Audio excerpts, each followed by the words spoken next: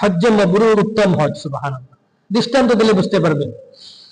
عن أبي هريرة رضي الله تعالى عنه أن رسول الله صلى الله عليه وسلم سئل أي العمل أفضل فقال رسول الله صلى الله عليه وسلم إيمان بالله ورسوله قيل ثم ماذا قال رسول الله صلى الله عليه وسلم الجهاد في سبيل الله قيل ثم ماذا حج مبرور আবু হুরায়রা রাদিয়াল্লাহু তাআলা আনহু থেকে বর্ণিত আল্লাহর নবী বিশ্ব নবী জনাবে মুহাম্মদুর রাসূলুল্লাহ সাল্লাল্লাহু আলাইহি ওয়াসাল্লামকে জিজ্ঞাসা করা হয়েছে কোন আমলটি উত্তম।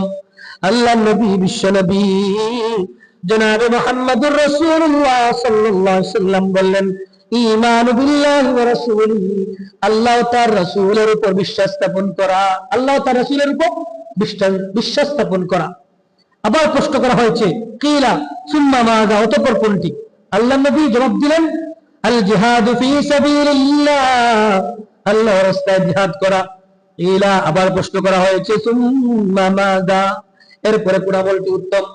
আল্লাহর নবী বিশ্ব নবী জনাবে মুহাম্মদুর রাসূলুল্লাহ সাল্লাল্লাহু আলাইহি ওয়াসাল্লাম বললেন হজ্জুন মাবরুরুন, হজ্জ মাবরুর সম্পাদন করা, অর্থাৎ মকবুল হজ সম্পাদন করা। সুবহানাল্লাহ। তাহলে হজ্জ মাবরুর উত্তম হজ। এখন